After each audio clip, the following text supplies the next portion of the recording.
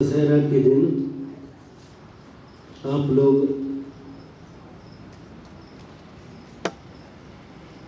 इस सांगली में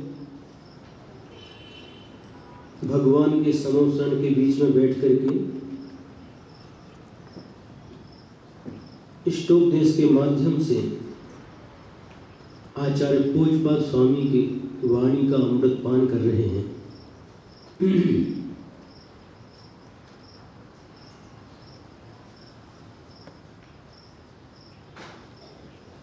कल आप लोगों ने सुना, संसार में संसारी प्राणियों को जो भी दुखों का समूह प्राप्त होता है, उन सब का मूल कारण पर पदार्थों के संयोग है।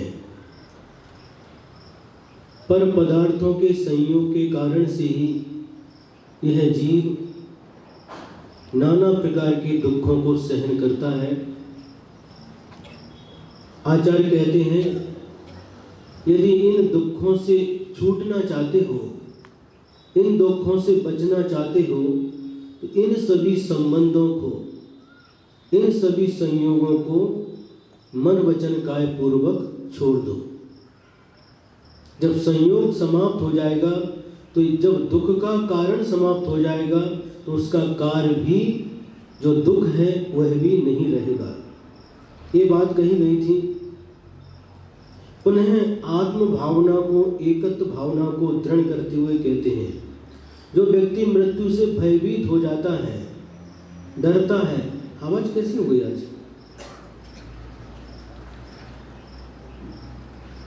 कल तक अच्छी आवाज थी,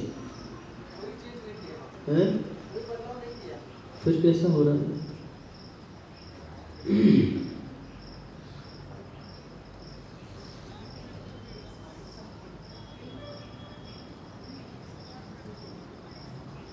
कर्म के कारण से इस पौद्गलिक शरीर का आत्मा के साथ संबंध हुआ है, और इसी कारण से वह व्यक्ति शरीर में रोग आदि होने से पीड़ा का अनुभव करता है, मृत्यु से भी डरता है। तो आचार्य कहते हैं, शिष्य ने पूछा, कौन सी भावना के द्वारा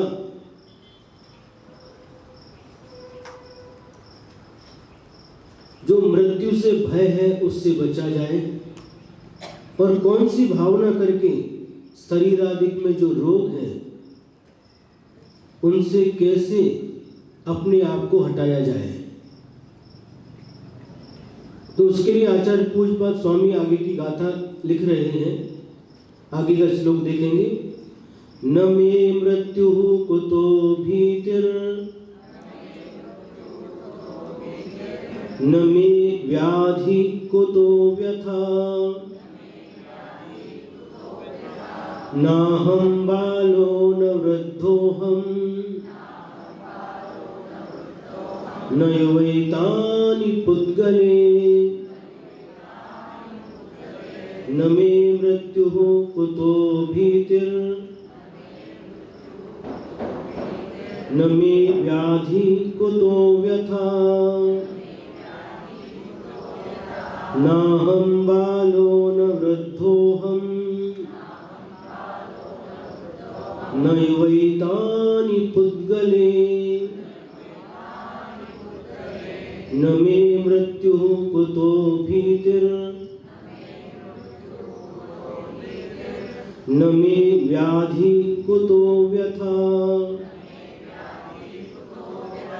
नाहं बालो न वृद्धोऽहं, न युवैतानि पुद्गले।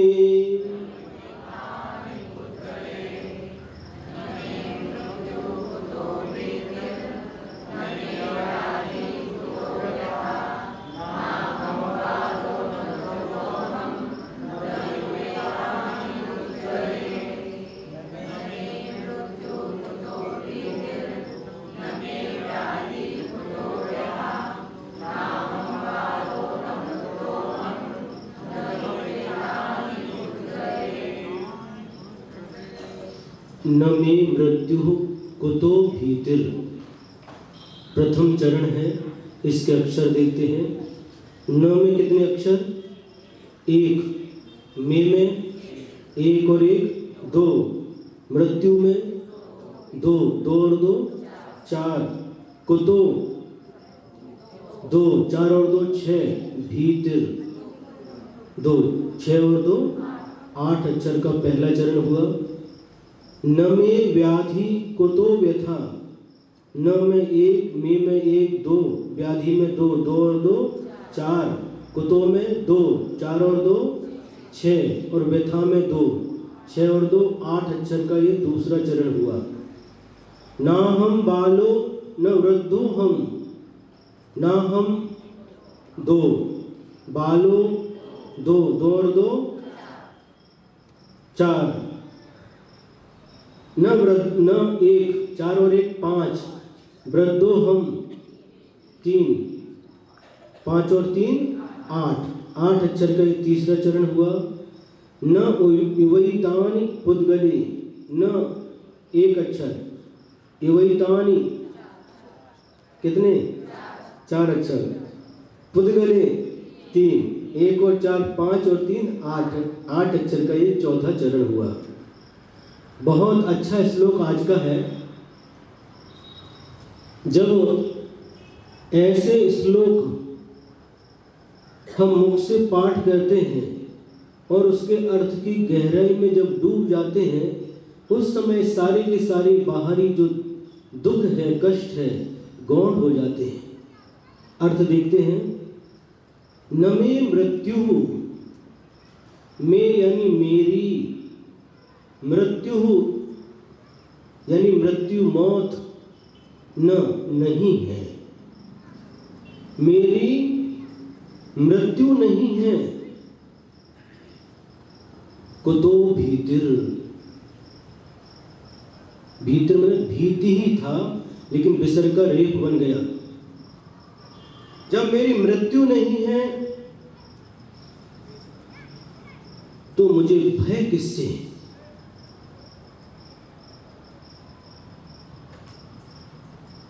आगे कहते हैं न में व्याधि, मुझे किसी प्रकार की व्याधि। व्याधि का अर्थ क्या होता है? रोग। रोग दो प्रकार के होते हैं, एक शारीरिक रोग और दूसरे मानसिक रोग। जो शारीरिक रोग होते हैं उनको व्याधि कहते हैं, और जो मानसिक रोग रहते हैं उनको आधि कहते हैं। मानसिक रोग का नाम आधि और शारीरिक रोग का नाम व्याधि। ये व्याधि क्या है?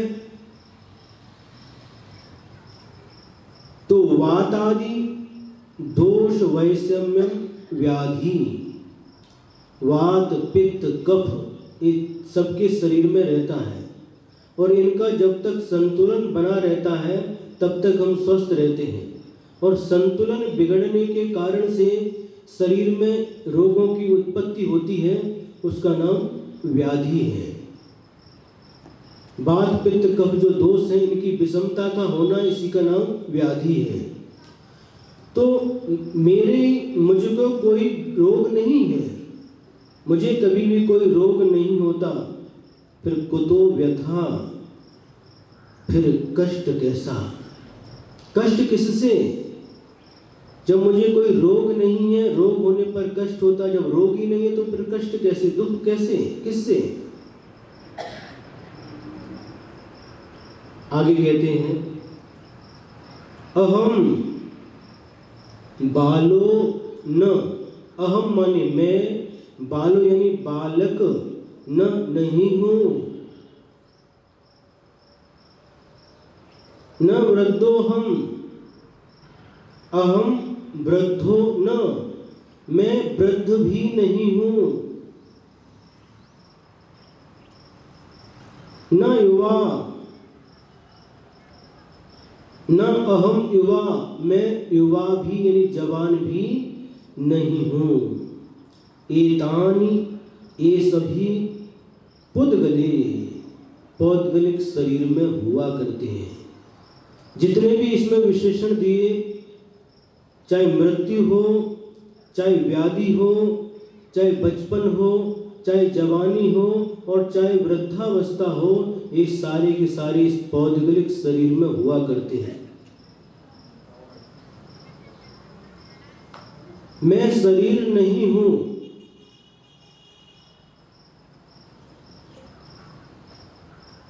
जब शरीर ही मेरा नहीं है तो इस शरीर में रहने वाले रोग मेरे कैसे हो सकते हैं? आत्म भावना करते करते भेद विज्ञान के बल से जिसको यह ज्ञान उत्पन्न हुआ है, शरीर भिन्न है और मैं आत्म तत्व इस शरीर से भिन्न हूं। संसार में जितने भी पदार्थ हैं, दो प्रकार के पदार्थ संसार में हैं, एक चेतन पदार्थ और दूसरे अचेतन पदार्थ। चेतन पदार्थ जिसमें ज्ञान दर्शन पाया जाता है, जानने देखने की शक्ति विद्यमान है, ऐसे जीव तत्व जितने भी हैं, जीव हैं, वह चेतन पदार्थ हैं।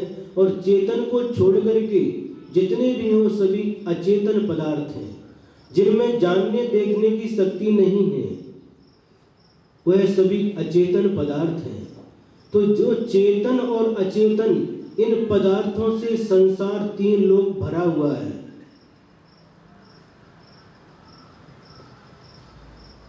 और इनमें से मेरा कुछ भी नहीं है। बाहरी पदार्थों मेरा नहीं है। जो शरीर जो सबसे मेरे निकट रहता है, यह शरीर भी मेरा नहीं है। जब शरीर मेरा नहीं है तो शरीर में रहने वाले रोग मेरे कैसे हो सकते हैं?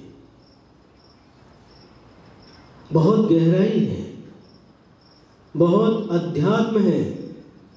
और जब ये अध्यात्म का चिंतन चलता है तो शारीरिक व्याधि होने के बाद भी मन विचलित नहीं होता। बड़े बड़े योगी, बड़े बड़े मुनिराज, जिनको भयानक शारीरिक वेदना हुई, शरीर में रोग उत्पन्न हुए, इसी अध्यात्म की भावना से उन्होंने उस रोग की तरफ अपने मन को न लगा करके यही चिंतन किया, ये रोग शरीर में हो रहे हैं, शरीर मेरा नहीं है। इस भेद विज्ञान के बल पर बड़े बड़े रोगों को भी सहन कर लिया। सनत कुमार चक्रवर्ती कोढ़ हुआ मुनि अवस्था में, और कोढ़ होने के बाद में उस शरीर से इतने निष्प्रह है, आत्म ध्यान में लीन है। ये रोग जो हो रहे हैं, न में व्याधि, ये व्याधि मेरी नहीं है, मुझे कभी व्याधि हो नहीं सकती। और जिसको व्याधि हुई है, जिसको रोग हुआ है, वह मैं नहीं हूं और वह मेरा नहीं है। रोग किसमें उत्पन्न हुआ है? शरीर में रोग उत्पन्न हुआ है। यह शरीर मैं नहीं हूं और शरीर में होने वाला रोग भी मेरा नहीं है। ऐसे भेद विज्ञान के बल से बड़े बड़े कष्टों को सहन कर लेते कौन?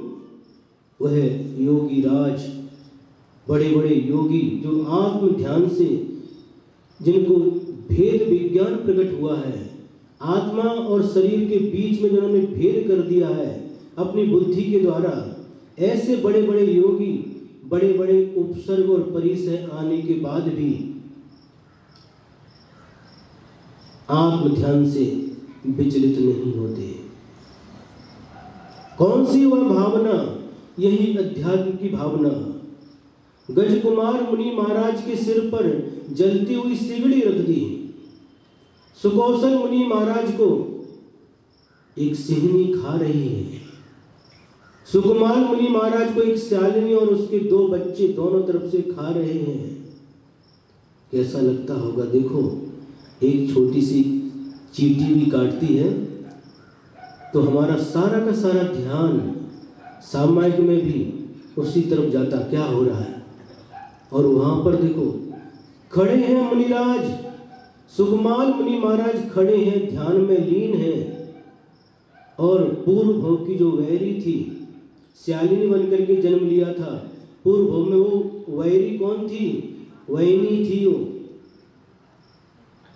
वैनी मराठी मध्ये वैनी है, वो वैरी थी। और क्यों वैरी बनी? पूर्व भव में उसका पति यानी ये सुकुमाल का बड़ा भाई, उसको वैराग्य उत्पन्न हो गया, और वैराग्य उत्पन्न होने के बाद दीक्षा लेने के लिए चले गए। तो उसकी वैनी भाभी उससे बोलती है उनको लेकर के आओ, इसने सुना नहीं, और जब बार बार कहने लगी तो उसको लात मार दी। उसने निदान किया, जो लात तुमने मुझे मारी, जिस पैर से मुझे मारा, जब तक इसको खाऊंगी नहीं तब तक शांति मुझे नहीं मिलेगी। निदान कर लिया। आगामी जीवन में क्या गलत हो गया क्या? बराबर है ना? हाँ, तो बात करते तो हमको ऐसा लगता है शायद कुछ गड़बड़ हो रहा है। तो आगामी जीवन में सुकुमाल मुनि बने हैं, बहुत अच्छी घटना है। और मुनि बनने के बाद जब ध्यान में लीन है, उस समय बहुत उनका कोमल शरीर था, सुकुमार थे, कभी सूर्य का प्रकाश देखा नहीं था, रत्नों के प्रकाश में रहते थे। दीपक की ज्योति कभी देखी नहीं थी, रत्नों के प्रकाश में रहते थे। और सरसों का दाना भी जिनको चुभता था, ऐसे कोमल शरीर जिनको प्राप्त हुआ था, जब वैराग्य हो गया। उनकी 32 पत्नियां थीं और बड़ा प्रबंध किया गया था किसी भी प्रकार से ये सुकुमाल घर को न छोड़ दे। क्यों? इसका कारण क्या था? सेठ के पुत्र थे कि राजा के पुत्र थे? सुकुमाल सेठ के पुत्र थे। तो सेठ और सेठानी दोनों को शादी को बहुत दिन हो गए थे, संतान की प्राप्ति नहीं हुई। एक मुनिराज के चरणों में पहुंच करके, वह कौन? सुकुमाल की मां नमस्कार करती है, भक्ति करती है और पूछती है, गुरुदेव शादी होने के बाद बहुत वर्ष बीत गए,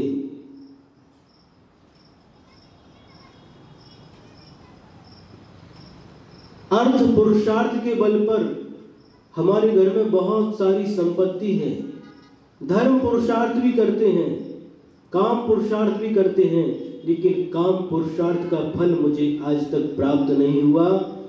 मेरी गोद आज तक सोने की सोनी है, कोई भी बालक हमारे घर में नहीं है, कोई बालिका नहीं है। गुरुदेव क्या मुझे कभी संतान का लाभ होगा कि नहीं? मैं पुत्र का मुख देख पाऊंगी कि नहीं? गुरुदेव अवधि ज्ञान के धारी थे, उन्होंने कहा तुझे संतान अवश्य होगी, लेकिन क्या? जिस दिन तेरा पति तो क्या पुत्र का जन्म है ये समाचार सुनेगा, उसी दिन वैराग्य को प्राप्त करके सब कुछ छोड़ करके दिगंबरी दीक्षा स्वीकार कर लेगा। अब क्या करे वह सेठानी? एक तरफ पुत्र होगा ये सुनकर के खुशी है, और दूसरी तरफ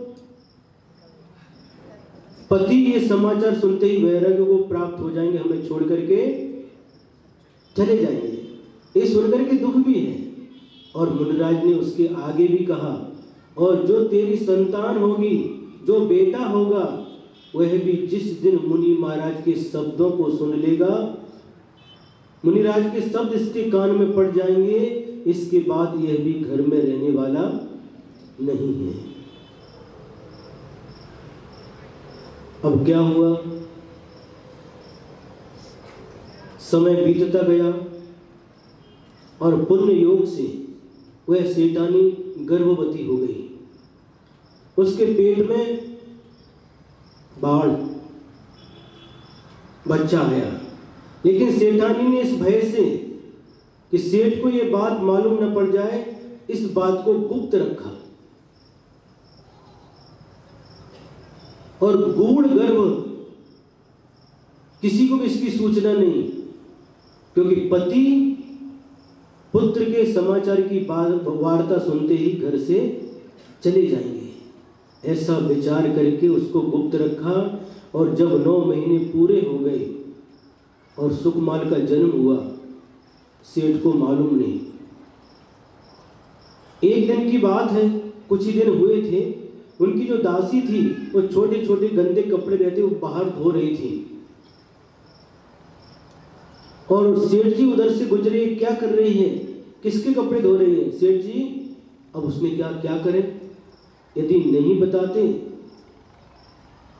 तो भी गलत और बताते हैं तो भी गलत। यदि बताते हैं तो मन में एक लोभ लालच भी आ गया, सेठ जी के द्वारा उपहार मिलेगा।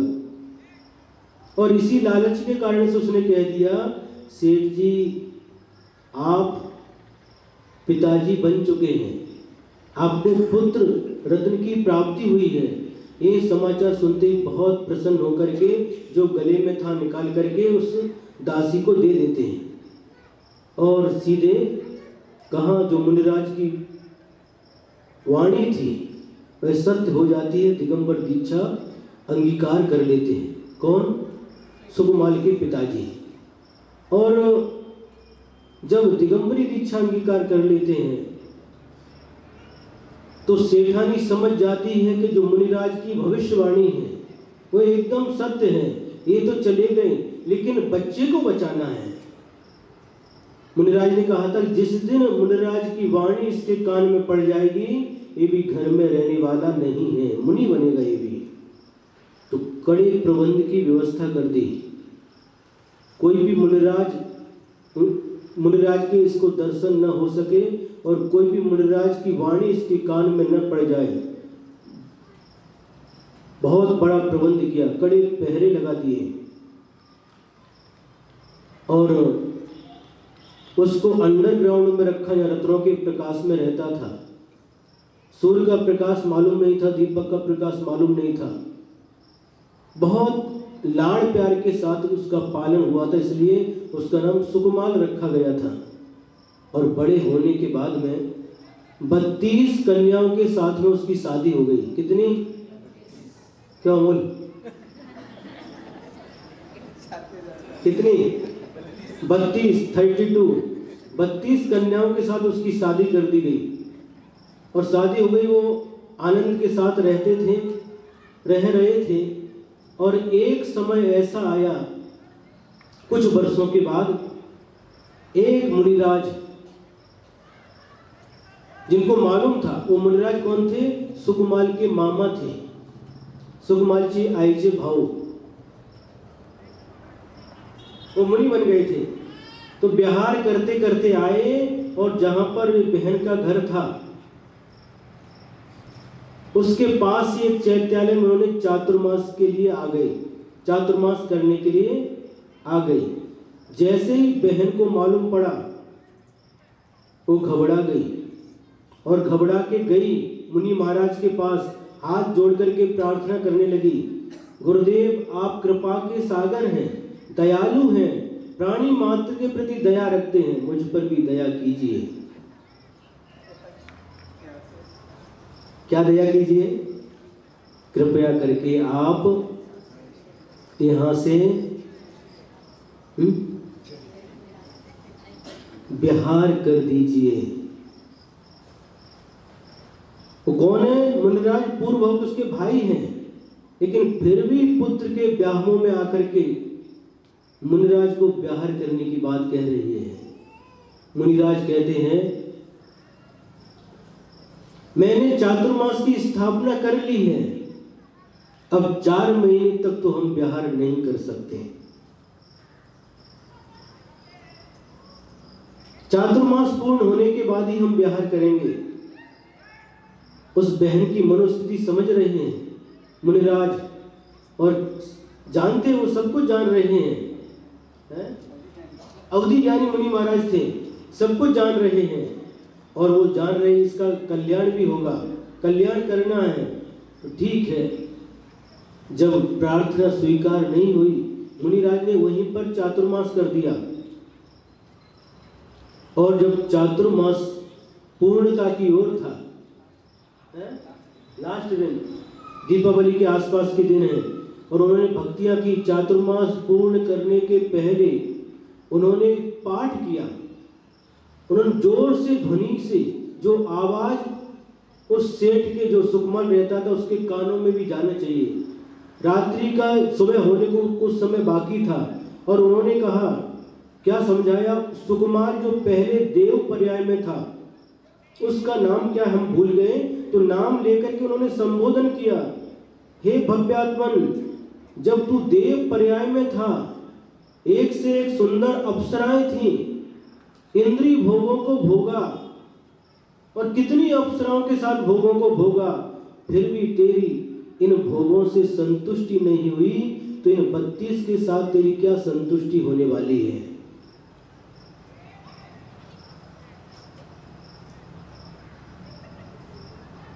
जब कुएं के जल से तेरी प्यास नहीं बुझी, तो तिनके घास के ऊपर पड़ी हुई जल बिंदु से तेरी प्यास कैसे बुझ सकती है। ये भोग कभी भी तृप्ति देने वाले नहीं है। इन भोगों को जितना भोगा जाए उतनी अतृप्ति पैदा होती है। जैसे खारा पानी पीने के बाद में प्यास बुझती नहीं, प्यास लगी है और समुद्र का पानी पी लो, खारा पानी रहता, प्यास बढ़ जाती है। उसी प्रकार से इन भोगों को भोगने से कभी भी यह प्राणी तृप्त नहीं होता।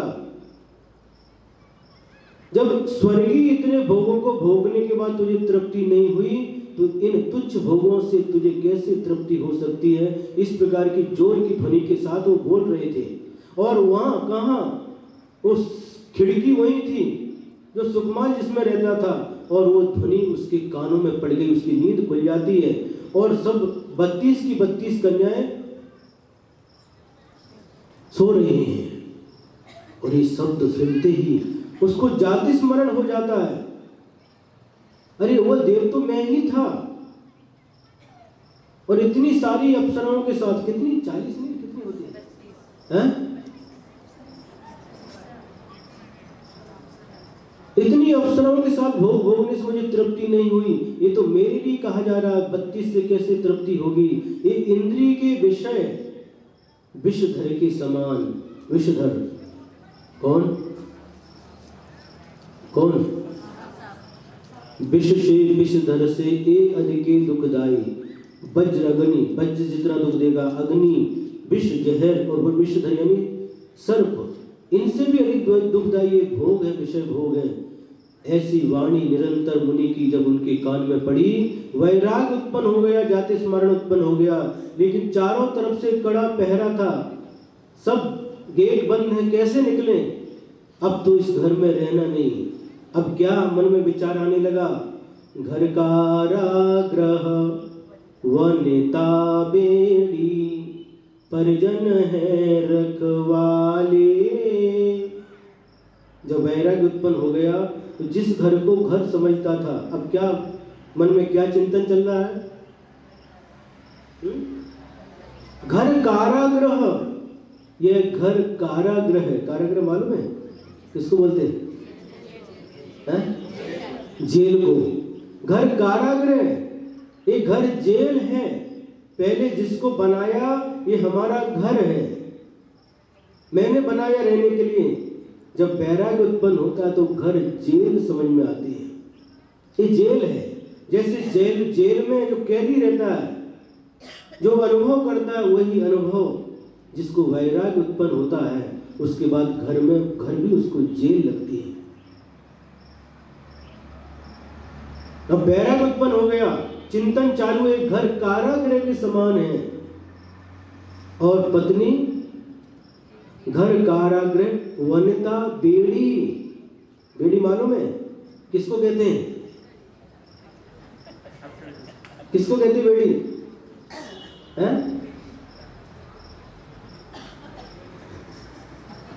बेड़ी पहन करके बैठे फिर भी मालूम नहीं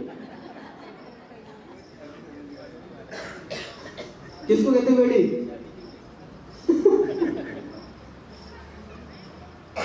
वनिता बेड़ी, वनिता यानी पत्नी, और बेड़ी है, बेड़ी बेड़ी नहीं क्या? बेड़ी में पागल होता क्या? एड़ी एड़ी क्या बोलते हैं? एड़ी नहीं, बेड़ी। देखो दो चीज रहती है, एक हथकड़ी होती है जब कोई अपराध करता है और पुलिस पकड़ करके ले जाती है तो जो हाथों में पहनाते हैं उसको क्या बोलते हैं? हथकड़ी बोलते हैं उसको। जो हाथों में पहनाते उसका नाम हथकड़ी, और जो पैर में डालते उसका नाम बेड़ी होता है। पत्नी हथकड़ी नहीं है,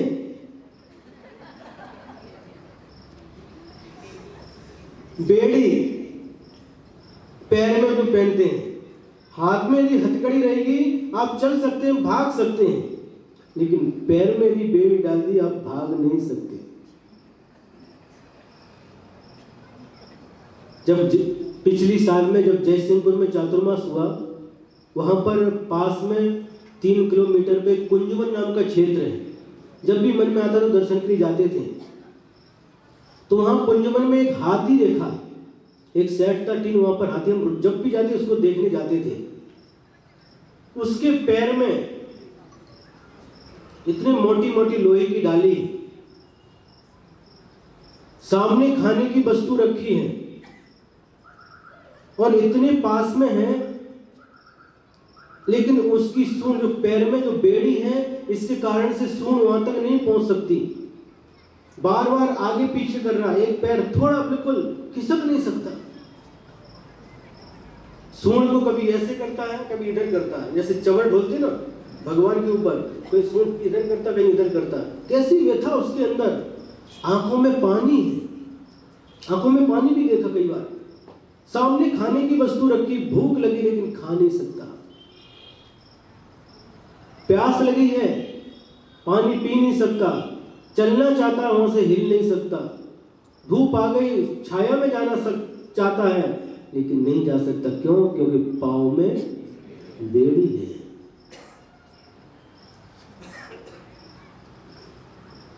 आप लोगों को बुरा तो नहीं लग रहा है?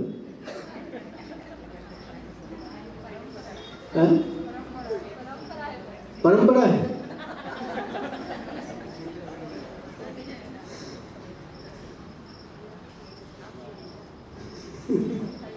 महाराज हमारे लिए सब कहते, इनके लिए कुछ नहीं कहते, इनको हथकड़ी तो कहो कम से कम।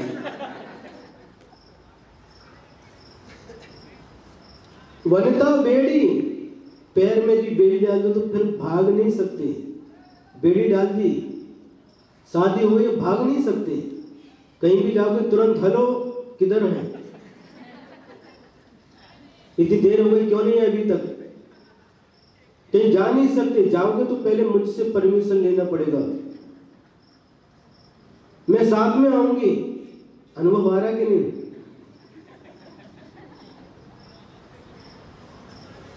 अब स्वयं चिंतन करो, जब शादी नहीं हुई थी, पैर में बेड़ी नहीं थी, उस समय कौन पूछने वाला था?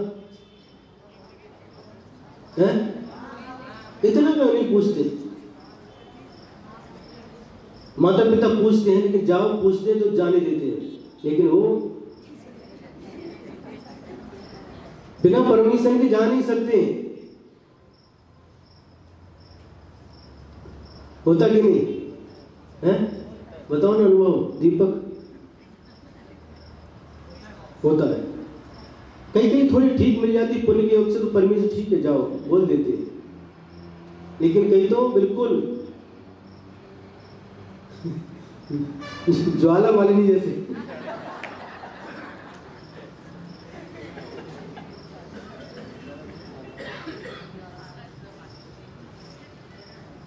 घर कारागृह अच्छा लगता है, कारागृह भी अच्छा लगता है। कोला गड्ढे को 50 साल से ज्यादा हो गए, पैर में बेड़ी डाल के।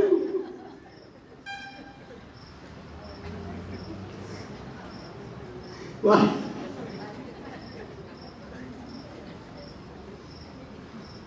घर कारागृह, घर जेल है और पत्नी बेड़ी है।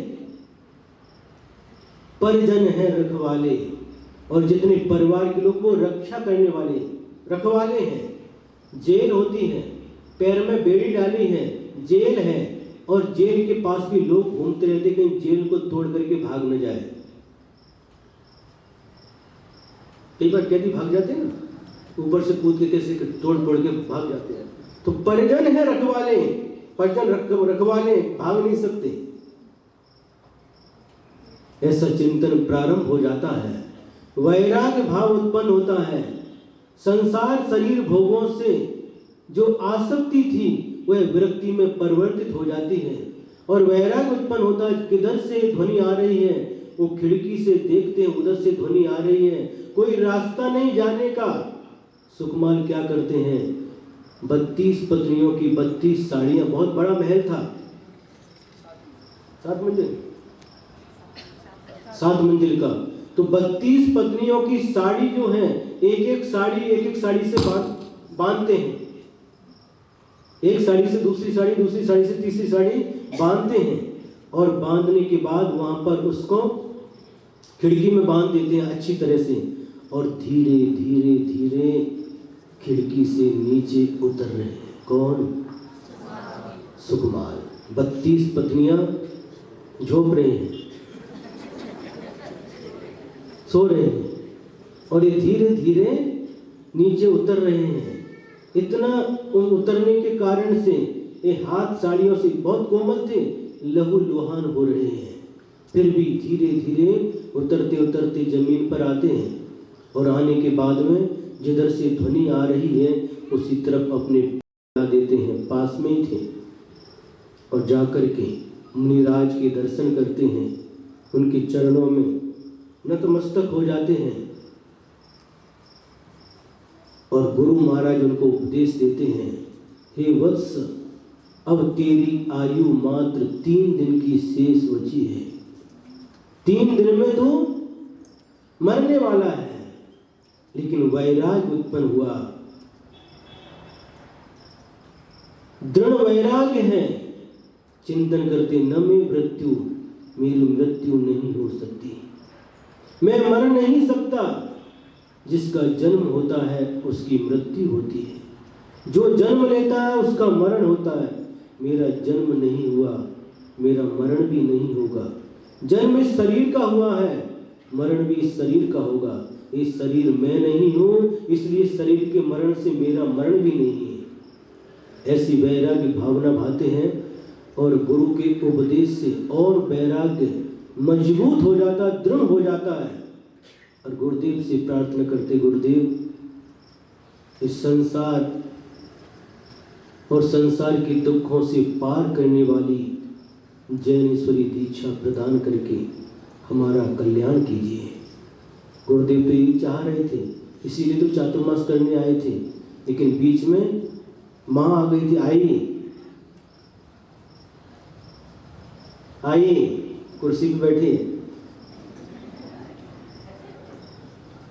माँ आ गई बीच में, कहीं हमारा बेटा चला न जाए, इसलिए सारा प्रबंध किया था। और फिर क्या होता है, मुनि महाराज, गुरु महाराज उनको दीक्षा देते हैं और दीक्षा देने के बाद आत्म ध्यान के लिए वो चलने लगते हैं। तो जो रोड पर चल रहे हैं उनके पैर में से खून बहने लगता है। बहुत सुकोमल शरीर था उनका, राई का दाना, मोहरी का दाना भी उनको चुभता था। और चलते हैं तो कंकड़ पत्थर चुभते हैं, चुभते नहीं, गड़ते हैं, पैरों में से खून निकलना प्रारंभ हो।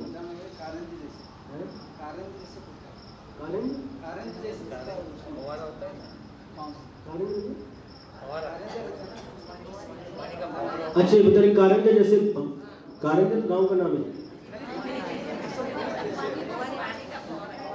अच्छा, फुहारा जैसा ऐसा खून निकलता है, ऐसा बता रहे हैं। हमने नहीं पढ़ा इसलिए कि भैया जी ऐसा बता रहे हैं।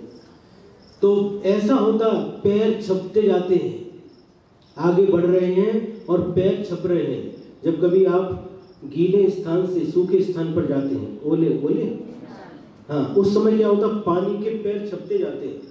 वैसे ही मुनिराज के उस रोड पर खून के पैर छपते जा रहे हैं, पैर लहूलुहान हो गए, आगे बढ़ रहे हैं और बढ़ते बढ़ते जैसे जैसे पैर रखते हैं खून का चिन्ह बन जाता, पैर का चिन्ह बन जाता। और जाकर के एक स्थान पर जाकर के एक शिलातल पर कायोसर्ग मुद्रा से खड़े हो जाते हैं। मेरे चारों प्रकार के आहार का त्याग है, अब मैं आहार नहीं करूंगा। दीक्षा के बाद आहार ग्रहण नहीं किया। 3 दिन की आयु थी, 3 दिन का संकल्प लेकर के खड़े हो गए। मैं संलेखना को स्वीकार करता हूं। चारों प्रकार के आहार का त्याग है। जितना भी परिग्रह है, धन वैभव पत्नी बच्चे सब कुछ को छोड़ करके तो दीक्षा ली। ये शरीर भी अब मेरा परिग्रह नहीं है, ये शरीर भी अब मेरा नहीं है। ऐसी तत्व भावना से वो खड़े हो जाते हैं। और उधर जो पिछले जीवन की जो वहिनी थी वो मर करके सियालनी बनी थी और उसके 2-3 बच्चे थे कि 4 थे मालूम नहीं हमको, 2 थे। अच्छा, तो आते हैं और वो जंगल में से आते हैं और इधर पैर में जो पैर रखने से जो खून छपा था उसको चाटते चाटते जिधर पैर गए हैं उस तरफ बढ़ते जाते हैं। जिधर पैर गए वो चाट रहे, बच्चे भी चाट रहे और माँ भी चाट रही है। और किधर से जिधर चरण दिखते जाते हैं और वहां तक पहुंच जाते हैं जहां मुनिराज ध्यान में खड़े हुए हैं। और सियालनी उनको देखती है, तुरंत उसको जाति स्मरण हो जाता है, अरे ये वही है जिसने मुझे लात मारी थी।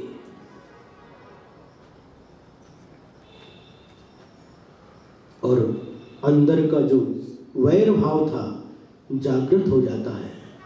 आज बदला लेने का अवसर प्राप्त हुआ है, आज छोड़ूंगी नहीं। और क्या करती है, पैर को खाना प्रारंभ कर देती है। एक तरफ वह सियालनी है, एक पैर को खा रही है, दूसरी तरफ उसके दूसरे पैर को उसके बच्चे खा रहे हैं। सोचो, विचार करो, एक चींटी काटती तो क्या होता है, वो खा रहे हैं, जिंदा खा रहे हैं, खड़े हैं और खा रहे हैं, दांतों से पहले पहले नुकीले दांत उसके शरीर में गड़ रहे हैं और उनके मांस को, उन मुनिराज के मांस को नोच नोच करके खा रहे हैं। मुनि महाराज ध्यान में लीन है। नमे मृत्यु, इस शरीर के नाश से, इस शरीर के नाश से मेरा नाश नहीं हो रहा। मैं अजर अमर हूं। क्या कर रहे हो? मैं अजर अमर हूं, मेरा कभी मरण नहीं हो सकता। शरीर के मरण से मेरा मरण नहीं हो सकता। न मैं मृत्यु, इस शरीर को खा रही है, तो देख रहे हैं, जान रहे हैं, इस शरीर को खा रही है सियालनी, उसके बच्चे। ये शरीर मैं नहीं हूं। पैरों को नोच नोच करके खा रही है, ये पैर मैं नहीं हूं, ये मेरे नहीं है। जब शरीर मेरा नहीं तो शरीर के पैर मेरे कैसे हो सकते हैं? आत्म ध्यान में तल्लीन है और निरंतर इस प्रकार से शरीर को नुकीले दांतों से नोच नोच करके खा रही है, फिर भी मुनि महाराज जरा भी विचलित नहीं होते। धन्य है, धन्य है, धन्य है। कितनी तल्लीनता, आत्म ध्यान में कितनी एकाग्रता। और थोड़ी देर की नहीं खाते, खा रहे हैं, पैर से खाना चालू किया, खाते खाते खाते एक दिन में कहां तक आ गए? गुड़गे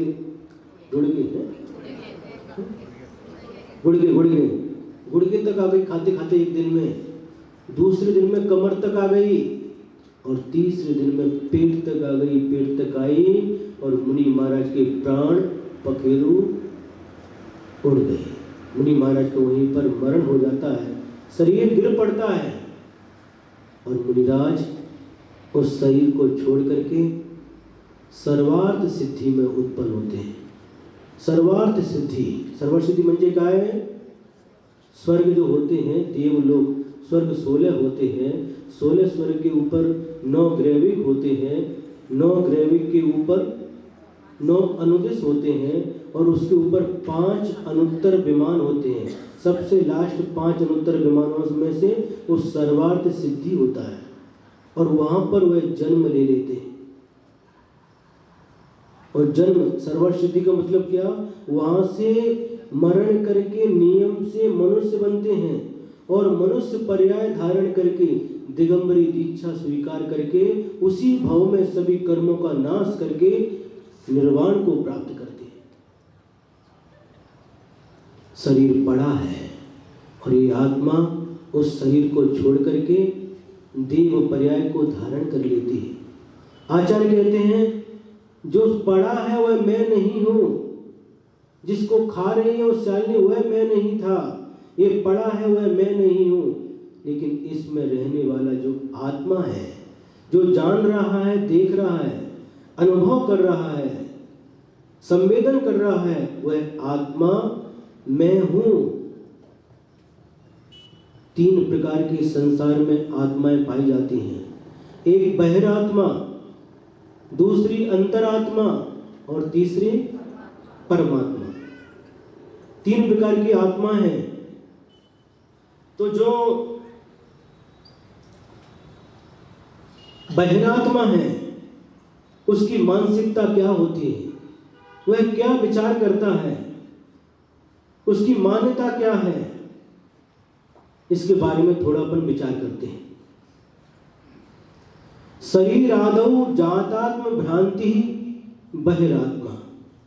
बहिरात्मा किसे कहते हैं? शरीर आदौ जातात्म भ्रांति बहिरात्मा। शरीर आदि पर पदार्थों में जिसकी आत्म भ्रांति होती है, मतलब यही मैं आत्मा, शरीर ही मैं आत्मा हूं, यही मैं हूं, ऐसी शरीर में जिसकी आत्म भ्रांति उत्पन्न हुई है उसे बहिरात्मा कहते हैं। और बहिरात्मा क्या चिंतन करता है? बहिरात्मा की मान्यता क्या है? तन उपजत अपनी उपज जान, तन नसत आप को नास मान। इस शरीर का जन्म हुआ, तन उपजत यानी शरीर के उत्पन्न होने से मैं उत्पन्न हो गया हूं। बच्चे का जन्म हुआ, ये बच्चा उत्पन्न हुआ, शरीर के उत्पन्न होने से अपनी आत्मा की उत्पत्ति मानता है, शरीर के जन्म से अपना जन्म मानता है, इसी कारण से जन्म दिवस मनाता है, वाड़ दिवस। वाड़ दिवस, वाड़ दिवस, जिस दिन जन्म हो गया और उसी को हर साल मनाते जाते हैं। आचार्य कहते से जन्म अनंतों बार धारण किए। किस किस का वाड़ दिवस मनाओगे? प्रति समय तेरा वाड़ दिवस है। जो काल है, काल में जितने भी एक कल्प काल होता है 20 कोड़ा कोड़ी सागर का, प्रत्येक समय में तेरा जन्म हुआ, प्रत्येक समय में तेरा मरण हुआ है। कोई भी समय ऐसा नहीं है, काल द्रव्य की कोई भी ऐसी इकाई नहीं है जिस समय तेरा जन्म नहीं हुआ हो और जिस समय तेरा मरण नहीं हुआ हो। प्रत्येक समय तेरा जन्म दिन है और प्रत्येक समय तेरा मरण दिन है।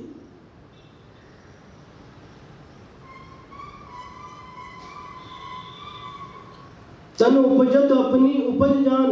वह बहिरात्मा सोचता शरीर उत्पन्न हुआ और मैं उत्पन्न हो गया। तन नसत आपको नाशवान, और शरीर के नाश से अपना नाश समझता है। शरीर के नष्ट होने से मैं नष्ट हो गया ऐसा समझता, ऐसी बुद्धि उसकी होती है। आचार्य कहते हैं यही बहिरात्मा की पहचान है। शरीर यदि बलवान प्राप्त हुआ तो मैं बलवान हूं, शरीर निर्बल प्राप्त हुआ मैं निर्बल हूं।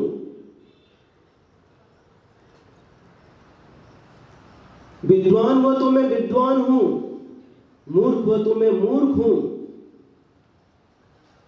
शरीर रोगी हुआ तो मैं रोगी हूं, आजारी हूं, और शरीर स्वस्थ हुआ तो मैं स्वस्थ हूं।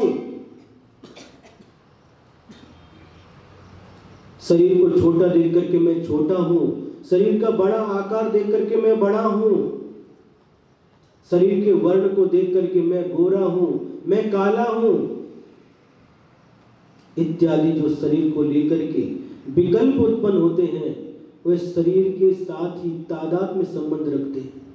शरीर के साथ ही वह इस प्रकार का चिंतन करता है, क्योंकि शरीर को अपना माना है इसलिए शरीर के वर्ण को अपना मानता है, शरीर के आकार को अपना मानता है। शरीर के संस्थान को अपना मानता है, ऐसी उस बहिरात्मा के मन में शरीर के माध्यम से वह अपनी पहचान बनाता है। जो शरीर है वही मैं हूँ, और शरीर की जैसी दशा रहती है उसी दशा का विचार करके उसी रूप अपने को मानता है। ये बहिरात्मा का लक्षण है। इन्हीं आचार्य पूज्यपाद स्वामी ने जैसे इष्टोपदेश ग्रंथ है, उसी प्रकार से एक इनका ग्रंथ है जिसका नाम है समाधि तंत्र अथवा समाधि शतक। 115 लगभग उसमें श्लोक है, 110 या 115। वहीं पर एक आचार्य भगवान पूज्यपाद स्वामी वहां पर लिख रहे हैं, नर देहस्थमात्मान मम विद्वान मन्यते नरम त्र्यंचम त्र्यंगस्थम सुरांगस्थम सुरम तथा नारकम नारकांगस्थम न स्वयं तत्वतस्तथा अनंतानंत धी शक्ति स्वसंवेद्यो जल स्थिति। क्या कह रहे हैं? नर देहस्थ आत्मानम अविद्वान मन्यते नरम। अविद्वान नरम यानी बहिरात्मा कोई मनुष्य, कोई व्यक्ति, नर देहस्थम आत्मानम, नर यानी मनुष्य के शरीर में जो स्थित आत्मा है उसको मनुष्य समझता है। उसी प्रकार से त्र्यंचम त्रिगंगस्थम, और जो त्रिंज शरीर में रहने वाली आत्मा है उसको त्रिंज समझता है। सुरांगस्थम सुरम तथा, और सुर यानी देव, देव के शरीर में रहने वाली आत्मा को देव समझता है।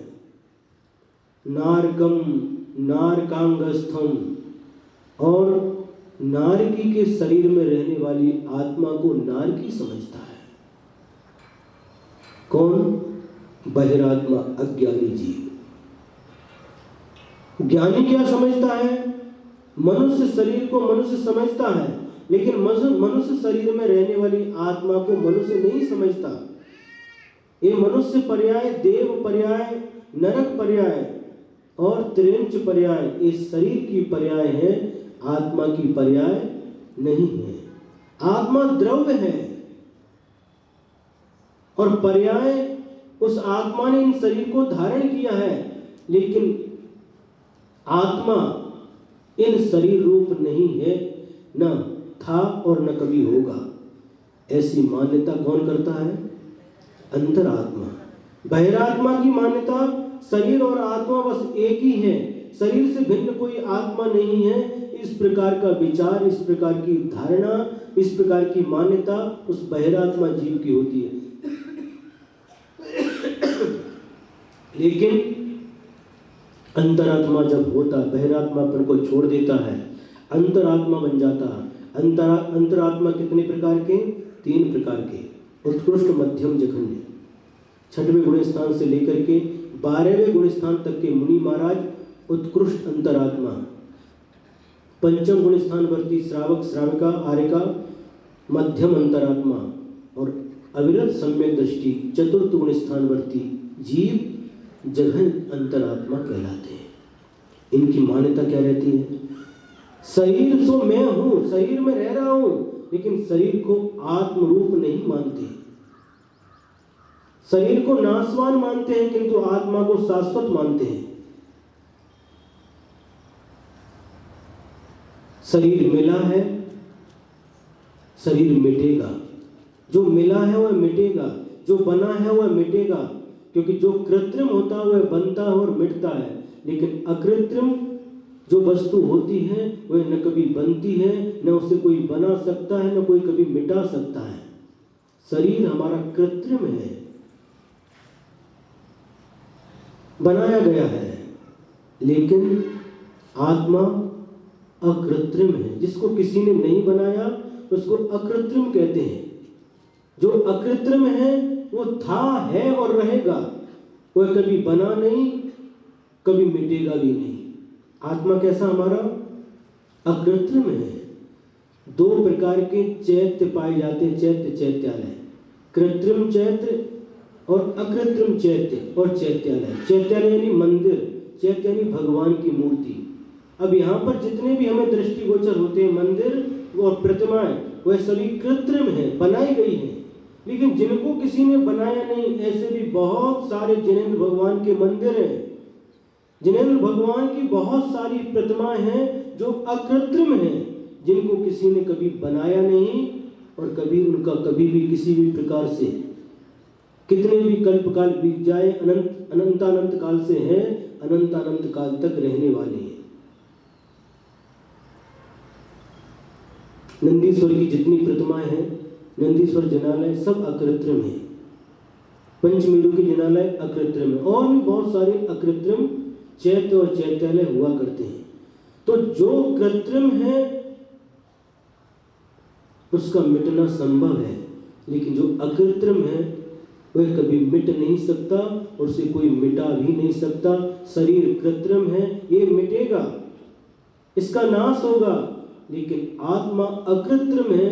शरीर के नाश होने के बाद भी जो हमारा आत्मा है अकृत्रिम, उसका कभी नाश नहीं हो सकता। ऐसी दृढ़ धारणा, दृढ़ विश्वास अंतरात्मा जीव के पास पाया जाता है।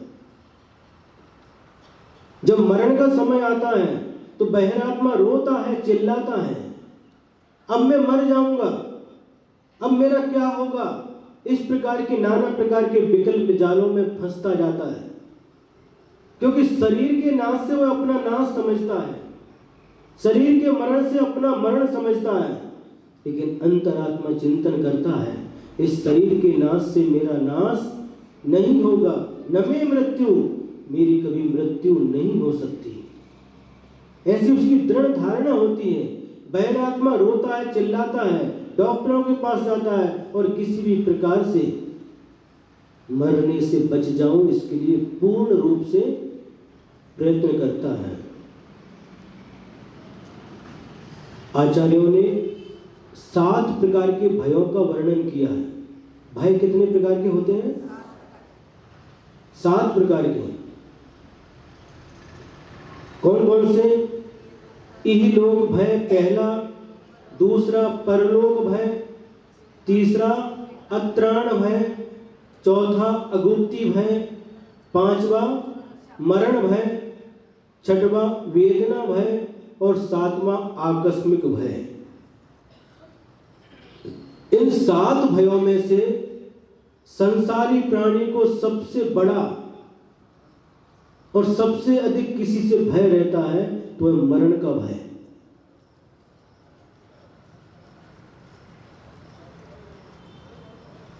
मरणात् बिभेति, मरण से डरता है। सबसे अधिक ज्यादा भय रहता है किसका? मरण का। रहता कि नहीं? अभी आप लोग सुन रहे हैं? अभी लोग बैठे सुन रहे हैं, कैसा लग रहा है आपको? अच्छा लग रहा है? शरीर के मरण से मेरा मरण नहीं है। बहुत तल्लीनता के साथ आप सुन रहे हैं, और इसी समय कोई बीच में से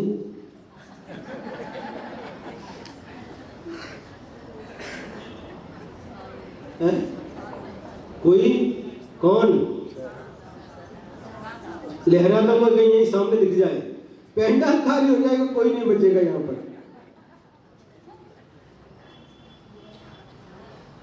क्या? न मे मृत्यु, मेरी मृत्यु नहीं हो सकती।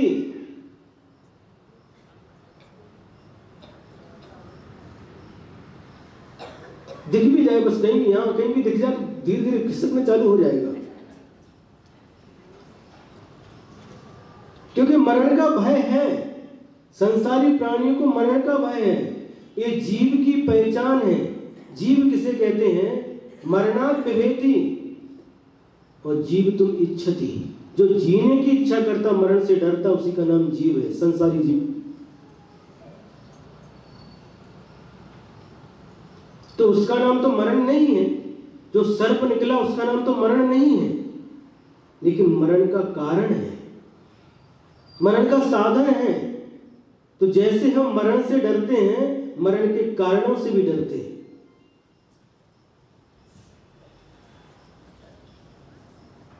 कहीं आ गया, आगे बढ़ गया, और आगे बढ़ गया। जैसे जैसे आगे बढ़ता हम आप लोग पीछे पीछे खिसकते जा रहे हैं। और खिसकना नहीं महाराज, हम तो दौड़ करके जाएंगे। क्यों दौड़ करके जाएंगे? भय, इस सर्प है और सर्प ने काट लिया तो क्या होगा? मरण हो जाएगा। एक बात आपको बताते हैं, सर्प के काटने से बहुत कम लोग मरते हैं, लेकिन उस सर्प ने काट लिया ये भय, उसके कारण से ज्यादा लोग मर जाते हैं।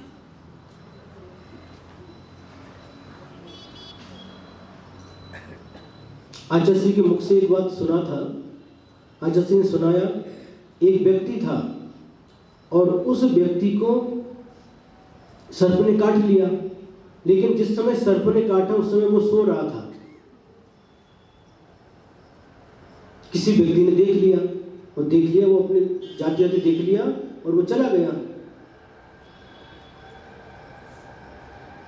3-4 महीने के बाद 3-4 महीने के बाद में क्या हो गया? वो उसका आमना सामना हो गया। किसका? जिसको सर्प ने काटा था वो व्यक्ति और जिसने उसको काटते हुए देखा था वो व्यक्ति, दोनों का आमना सामना हो गया। तो जिसने देखा था कि इसको सर्प ने काटा है और वह बोलता है, क्यों अभी तक आप जीवित हो? क्यों, क्या हुआ? आपको 4 महीने पहले सर्प ने काटा था। सर्प ने मुझे, और वहीं पर मुझे सर्प ने काटा, ये भय, और वहीं से वहीं पे उसकी डेथ हो गई। सुनते हैं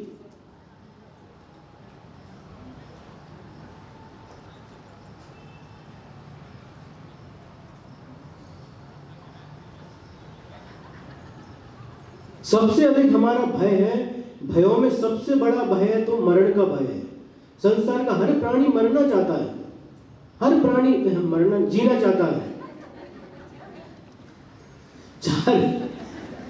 चार गति है, 4 गति में से सुनो, 4 गति में से 3 गति के जीव प्रति क्षण जीना चाहते हैं। कोई मरना नहीं चाहता, कितना भी कष्ट रहने दो।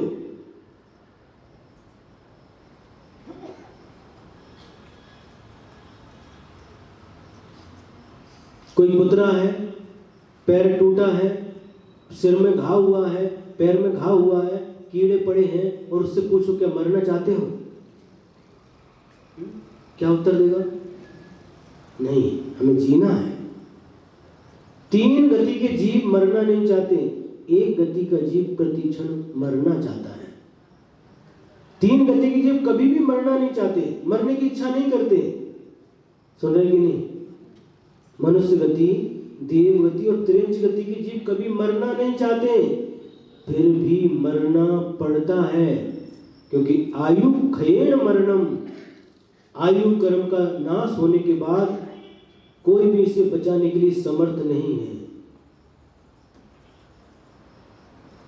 मणि मंत्र तंत्र बहु होई, मरते न बचावे कोई। कितना भी मंत्र कर लो, सुनो सांगली वालों,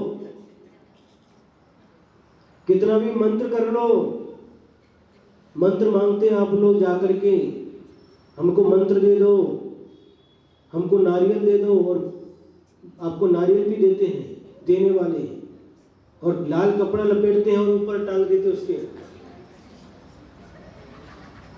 हाथ में धागा डोरा धागा बांध, क्या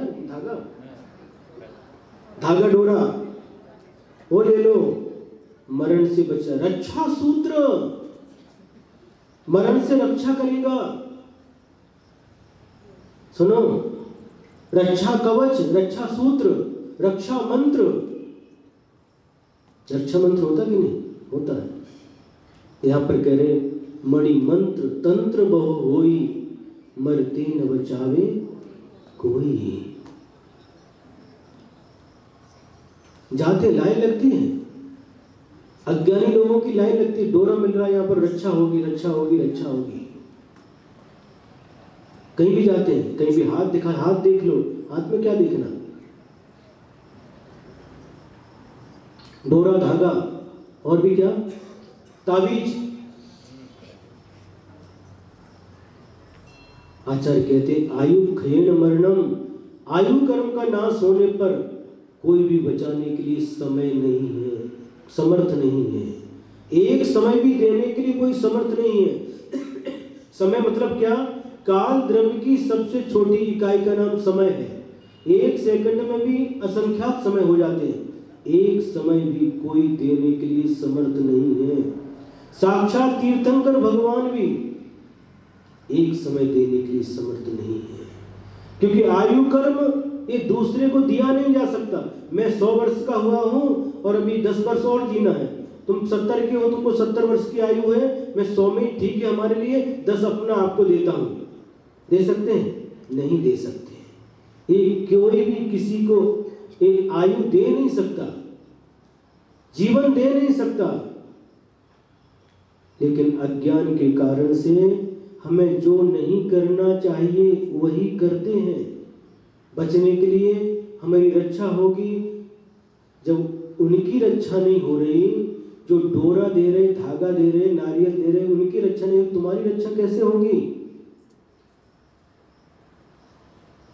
पागलपन है, अज्ञान है, अनादिकाल का अज्ञान है। काल सर्प योग हुआ, इधर उधर भागते दौड़ते हैं, पैसा देकर के आते हैं, क्या कुछ भी करते बैठते। शनि अमावस्या, 7.5 हैं? हाँ, और क्या करते हैं?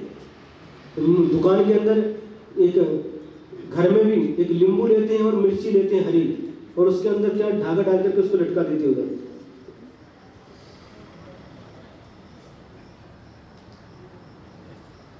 घर के बाहर टांगते, घर के अंदर टांगते, बाहर, और अंदर भी अंदर नहीं लगते। नहीं महाराज, अंदर तो लोंचा बना करके खाते हैं।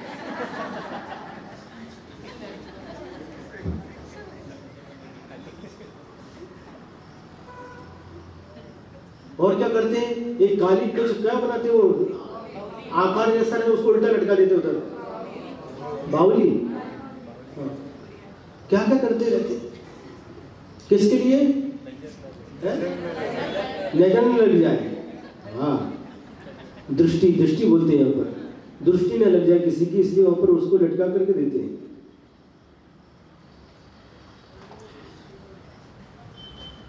मंत्र तंत्र यंत्र, ये कोई भी बचाने के लिए समर्थ नहीं है।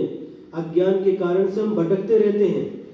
पूना में जब हमारा प्रवास था, चिंचवड़ में पंचकल्याणक हुआ था, 1.5-2 महीने तक थे वहां पर। एक चौके में हमारा आहार हो गया, और वो अज्जी थी, कौन सी? ढोल अज्जी, ढोल अज्जी, उनके घर में आहार हो गया। आहार होने के बाद में जगली, बगीतली, जगली बगीतली, बरोबर है ना? उसको देख लिया क्या क्या है इसमें, इस जगली में क्या क्या माल पानी देखते, और देखते देखते उसमें एक यंत्र रखा था, यंत्र तांबे का, और उस पर लिखा था भरपूर धन संपत्ति मिलनारे के देनारे यंत्र है। मिड़वून देनारे हैं, बोलो ना। मिड़वून देनारे मतलब क्या हुआ? कमा के देने वाला। हाँ, यही लिखा था, भरपूर धन संपत्ति मिड़वून देनारे यंत्र, ऐसा लिखा था। वाह, बहुत अच्छा है। अब तो ये यंत्र रख लो आप घर में। क्या करते हो? एक बेटा जॉब करता है, इस खेती की सब बंद करो, ये कुछ करना नहीं, यंत्र आपके घर में ये कमा करके देगा।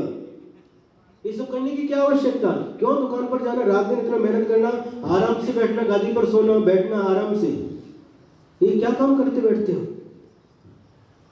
पागल बनाने वाले आपको पागल बनाते हैं और आप पागल बन जाते हैं।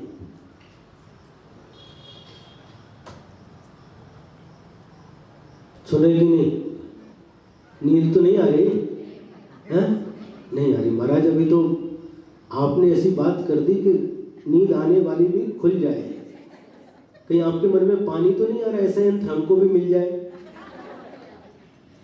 है? भरपूर धन संपत्ति मिड़वून देनारे यंत्र, ऐसा यंत्र मिल जाए फिर क्या दुकान की आवश्यकता? हर दिन शनिवार है अमोल, हर दिन शनिवार, दुकान खोलने की आवश्यकता नहीं। क्या पागलपन है। देने वाले भी अज्ञानी और लेने वाले भी अज्ञानी।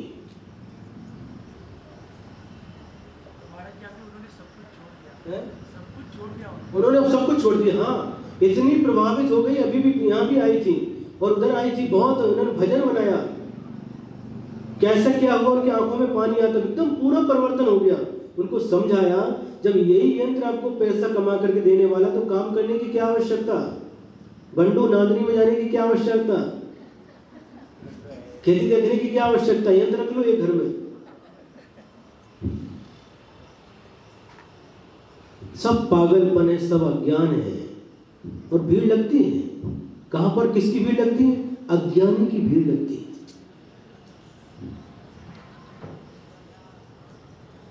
अज्ञानोपास्तिरज्ञानम ज्ञानम ज्ञानी समाश्रया ददाति यत्तु यस्यास्ति सुप्रसिद्धम इदं वचा। इसी श्लोक देश में पीछे गया श्लोक। अज्ञानी की उपासना अज्ञान को देने वाली है, वहां पर अज्ञान मिलेगा, और ज्ञानी की उपासना ज्ञान को देने वाली है, क्योंकि जिसके पास जो होता है वही दूसरों को देता है। ये प्रसिद्ध वचन है। जिसके पास सम्यक होगा वो सम्यक की बात बताएगा, जिसके पास मिथ्यात्व होगा मिथ्यात्व की बातें आपको बताएगा, भटकाएगा। वह कभी भी अष्टांगिक पर्व करो ऐसा बोलेगा नहीं, पर्युषण पर्व करो बोलेगा नहीं, नवरात्रि करो ऐसा बोलेगा, नमोकार मंत्र का जाप करो बोलेगा नहीं, ये जाप करो ये बोलेगा। चतुर्दशी अष्टमी करो ऐसा नहीं बोलेगा, शुक्रवार करो ऐसा बोलेगा।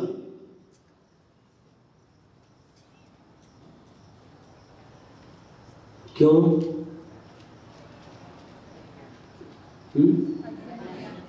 जिसके पास जो होगा वही तो देगा। जिसके पास मिथ्यात्व होगा वो सम्यक कैसे दे सकता है?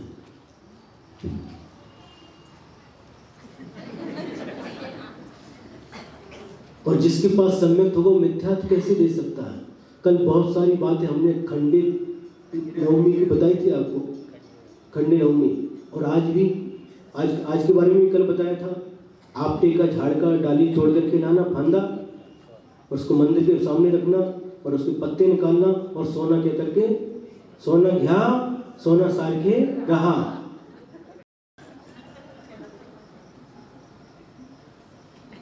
सोना क्या तो सोना दो ना।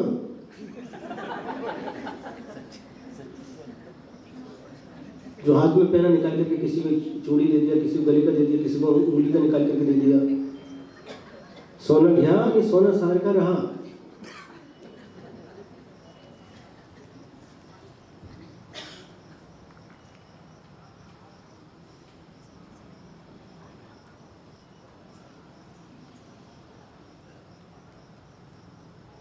बात समझ में आ रही कि नहीं? थोड़ी बहुत आ रही।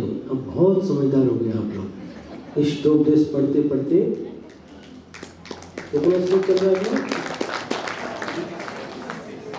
29वां श्लोक है। बहुत होशियार हो गए। भगवान से प्रार्थना करते अब इतने होशियार हो जाए, इतने होशियार हो जाए कि कैसे इतने होशियार हो जाए कभी अज्ञानी की बातों में आना ही नहीं। निर्णय स्वयं करना आपको, कहाँ ये ज्ञान की बात है, कहाँ अज्ञान की बात है, कहाँ हमारे आत्महित की बात है, कहाँ आत्मा के अहित की बात है। इस स्वयं ज्ञान करना है। एक बहुत अच्छी हमको बात लगी। एक Dhananjay colony, Dhananjay housing society, वहाँ की महिलाएं, और इसका श्रेय जाता है एक मंगल मूर्ति की,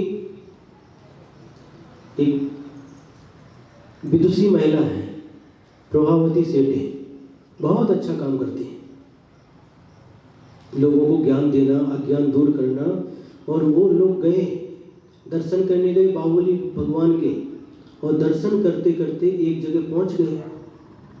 और पहुंचने के बाद में एक कुछ चर्चा चालू हो गई सरागी और बीतरागी इसको लेकर के। तो जो वहां पर थे उनका मैं नाम लेना भी पसंद नहीं करता। उन्होंने कहा, कहाँ से आए? सांगली से। अच्छा, सांगली से आए, तो इनको क्या, उनके बारे में बताया, क्या करना है इनको? ये तो सरागी है। ठीक है, अब समझ में आया है, हम आपका ब्रेन ब्रॉस करते हैं। 2 मिनट रुको, हम आपका ब्रेन ब्रॉस करते हैं। ब्रेन वॉश का हमको बोलते नहीं आता, समझ लो आप, इंग्लिश आती नहीं हमको। ब्रेन वॉश उसको करते हैं आपको। 2 घंटा रुको। और वो जो महिलाओं का ग्रुप था, एक क्षण देर किया बिना वहां से तुरंत बैठा और गाड़ी में बैठ करके आ गए। ऐसी दृढ़ता रहना चाहिए।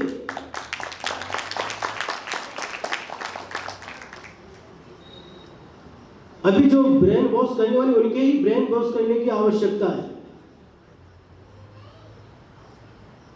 महान अज्ञान, जिसको इतने बड़े गुरु मिल गए और ऐसे गुरु को छोड़ करके कैसे किसमें लग गया? कैसे पाप का उदय है? जिसको मिला नहीं उसका दुर्भाग्य है, लेकिन जिसको ऐसे गुरु मिलने के बाद भी वह भटक गया, उसका महा दुर्भाग्य है।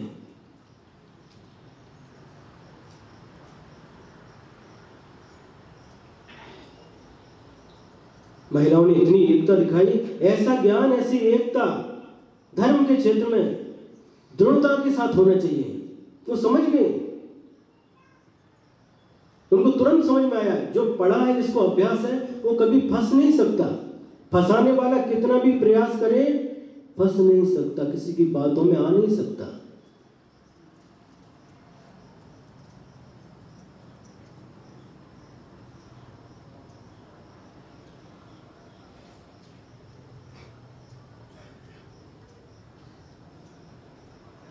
धन्य, प्रशंसा की पात्र वो महिला है। इतनी दृढ़ता, इतनी, वहां से तुरंत गाड़ी में बैठे और वापस आ गए।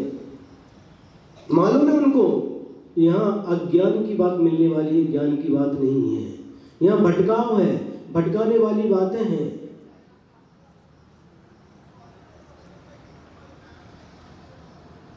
जब व्यक्ति के अंदर सम्यक ज्ञान की उत्पत्ति हो जाती है, फिर कभी भी वह भटकता नहीं। उस सम्यक ज्ञान के प्रकाश में उसको क्या सच्चा है, क्या झूठा है, अपने आप ज्ञात होता रहता है। बात कहां चल रही थी अपनी?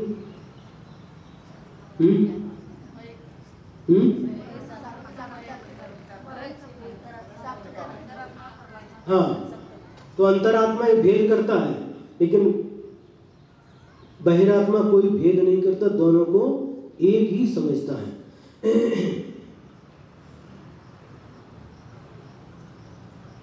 हाँ, ये कह रहे थे, मणि मंत्र तंत्र बहु होई, मरते न बचावे कोई। अब कहीं पर भी जाओ, मरने से बच नहीं सकते। दृढ़ता रखना, कभी भी किसी के सामने हाथ फैलाना नहीं। डोरा दे दो, धागा दे दो, ताबीज दे दो, यंत्र दे दो, मंत्र दे दो, ये अज्ञान, घोर अज्ञान।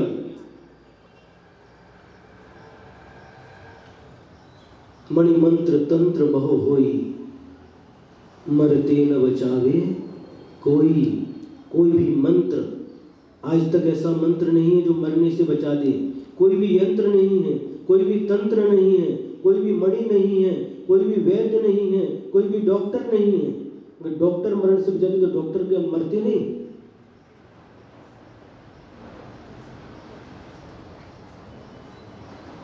दवाई की पेटी साथ में है, पॉकेट में औषध है और अटैक आया, गए।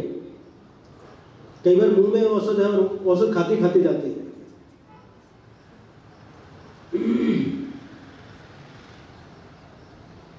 ये हो गया, न में मृत्यु, मेरी मृत्यु नहीं है तो मुझे डर किससे? सबसे बड़ा डर मृत्यु का होता है। जब मृत्यु नहीं तो फिर मुझे डर किससे, भय किससे? वह समझता है। कौन? बहिरात्मा नहीं समझता। बहिरात्मा इस शरीर के मरण से अपना मरण होता है ऐसा समझ करके आकुल व्याकुल होता है, रोता है, चिल्लाता है। लेकिन ज्ञानी समझता, अंतरात्मा समझता है इस शरीर के मरण से मेरा मरण नहीं है। न मे मृत्यु, मेरी मृत्यु नहीं है। मुझे कुतो भीत, फिर मुझे डर कैसा? डर किससे? निडर रहता है हमेशा अंतरात्मा। और इसके बाद में न मे व्याधि कुतो व्यथा, मेरी आत्मा में जब किसी प्रकार की व्याधि नहीं है, किसी प्रकार का रोग नहीं है, मुझे व्यथा पीड़ा किस बात की? जो रोग होते हैं वो शरीर में होते हैं। शरीर में रोग हो गया, बहिरात्मा विचारता मुझे रोग हो गया, मुझे पीड़ा हो रही है, तड़पता है। लेकिन अंतरात्मा विचारता है ये रोग शरीर में हुआ है, मेरी आत्मा में कभी भी रोग उत्पन्न हो नहीं सकता। इस शरीर में रोग उत्पन्न हुआ है, शरीर नाशवान है और यह रोग भी नाशवान है। इससे मेरा संबंध है, संयोगी संबंध हुआ है, संयोग के कारण से प्राप्त हुआ है। लेकिन अब मैं इसके साथ ममत्व भाव को छोड़ता हूँ। जब कायुत्सर्ग करते हैं तो उसमें क्या, इस शरीर के प्रति जो ममत्व भाव है उसको छोड़ देते हैं और आत्मचिंतन में लीन हो जाते हैं। उस समय इस शरीर के साथ जो कुछ भी घटित हो रहा है उसके साथ मेरा कोई भी संबंध नहीं है। इस प्रकार से चिंतन चलता रहता है। शरीर की गतिविधि को लेकर के ही बहिरात्मा अपने आप को स्वीकार करता है, उसी रूप अपने आप को मानता है।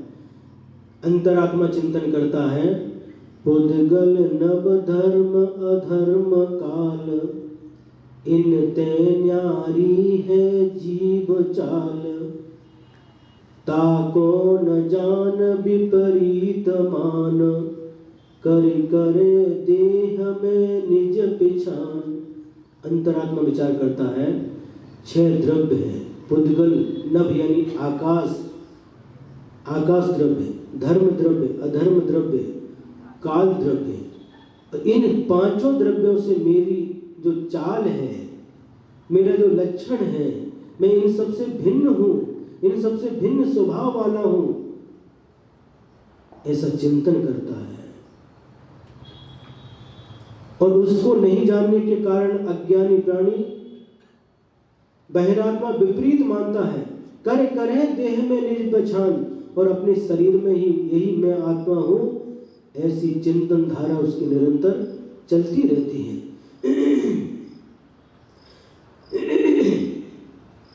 इसलिए शरीर में रोग होने के बाद भी मेरी आत्मा में कभी भी रोग उत्पन्न नहीं हो सकता। न मे व्याधि कुतो व्यथा, इसलिए मुझे किस प्रकार से पीड़ा हो सकती है? पीड़ा का कारण रोग है, और जब मुझे रोग ही नहीं तो मुझे पीड़ा कैसे? ऐसा चिंतन किसका चलता है? अंतरात्मा का, ज्ञानी का इस प्रकार का चिंतन चलता है?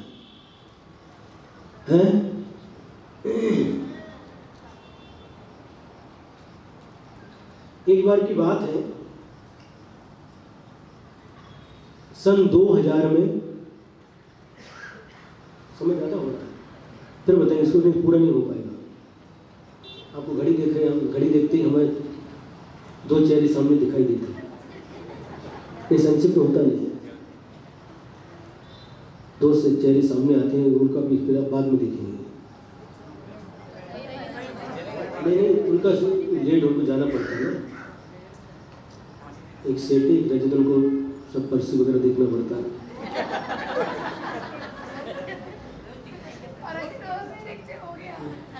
नहीं, फिर उनको विकल्प नहीं होना चाहिए किसी को, हैं?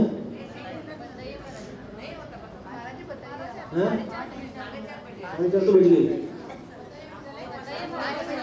नहीं चलेंगे, लेकिन उनको विकल्प, किसी को विकल्प नहीं होना चाहिए, क्योंकि उनका प्रतिमा है तो उसका पानी वगैरह, भोजन पानी लेना पड़ता है। 5:45 तक, फिर आगे की पंक्ति भी करना, आगे की पंक्ति भी करना।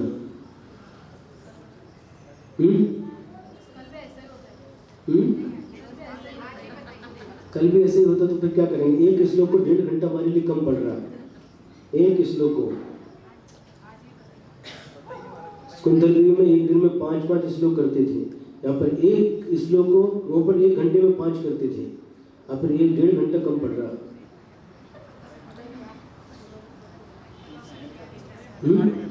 एक अभिनंदन है अड़मुड़े, वो जब 4-5 दिन से आने लगे, उनको इतना अच्छा लगा, एक दिन क्लास में बैठे, अब आने को वो उधर लेक्चर है, वहाँ पर जाने की इच्छा नहीं होती, कॉलेज जाने की इच्छा नहीं होती।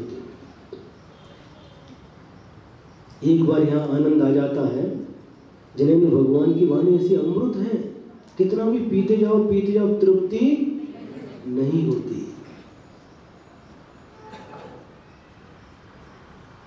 और अमृत पीना हर किसी के नसीब की बात नहीं है, पुण्यात्मा को ही अमृत की प्राप्ति होती है।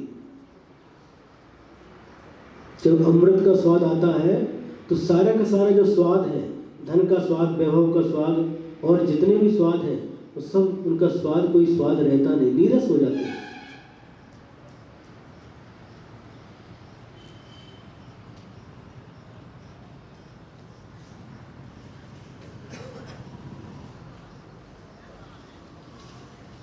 बहुत कुछ सुनाना, लेकिन घड़ी बहुत जल्दी, जैसा लगता है जैसे मिनट का कांटा सेकंड के समान भाग रहा है। दीपावली नहीं, अभी दीपावली नहीं, दशहरा हो गया, हमें तो बाद में देखते हैं।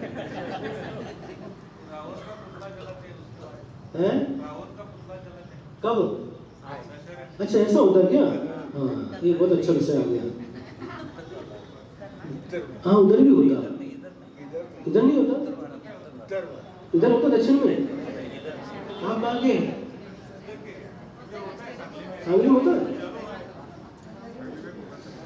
तो जो पुतला जलाते हैं रावण का, सुनो, आज दशहरा के दिन रावण का पुतला बना करके जलाते हैं, एक संकल्पी हिंसा है, महान हिंसा है। इसमें कभी भी न कृत कारित अनुमोदना कुछ भी नहीं करना चाहिए, देखना भी नहीं, ये बहुत बड़े पाप का कारण है। ये करना क्यों? वो रावण ने जो कार्य किया उसका फल स्वयं भोग रहा है, नरक गति में उसका अनुभव कर रहा है, और हम पुतला जला करके इस प्रकार से पाप का, संकल्पी हिंसा के द्वारा पाप का अर्जन करके हम क्यों अपनी आत्मा को दुखों का पात्र बनाएं? ये करना ठीक नहीं है। सुनो, ये करना बिल्कुल भी ठीक नहीं। ये संकल्पी हिंसा के अंतर्गत आता है। 4 प्रकार की हिंसा है, आरंभी हिंसा, विरोधी हिंसा, उद्योगी हिंसा और संकल्पी हिंसा। 3 प्रकार की हिंसा श्रावक के लिए माफ है, क्षम्य है, लेकिन संकल्पी हिंसा क्षम्य नहीं है।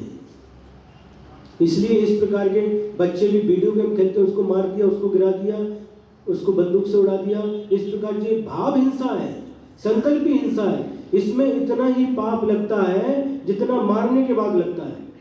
और इसके लिए आपको यदि एक बहुत अच्छा उदाहरण सुनना है तो एक यशोधर नाम के राजा थे, और उन्होंने आटे का, पीठ का मुर्गा बनाकर उसकी बलि दी थी। तो क्या परिणाम निकला? आप यशोधर चरित्र अवश्य पढ़ना चाहिए।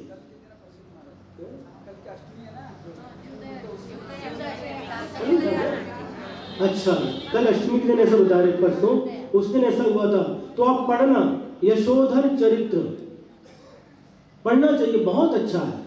आटे का मुर्गा बना करके उसको मुर्गा समझ करके बलि दी, संकल्प हिंसा की, तो क्या फल मिला, कैसे कैसे उसकी दुर्गति हुई, कैसे कैसे दुखों का उसको सामना करना पड़ा। पढ़ना, जितने लोग बैठे यहाँ पर यशोधर चरित्र जरूर पढ़ना। मराठी में मिले मराठी में पढ़ना, हिंदी में मिले हिंदी में पढ़ना, कन्नड़ वाले कन्नड़ में पढ़ना, लेकिन जरूर पढ़ना। उससे आपको मालूम पड़ेगा संकल्प हिंसा का क्या फल है। 7 भवों तक तिरंच बन करके कैसे कैसे कष्ट से आप पढ़ना चाहिए, सबको पढ़ना चाहिए। आचार्य आगे कह रहे हैं, ना हम बालो, मैं बालक नहीं हूं। कोई बच्चा क्या समझता है? मैं बालक हूं। जवान क्या समझता? मैं युवा हूं। बुढ़ा समझता मैं बुढ़ा हूं।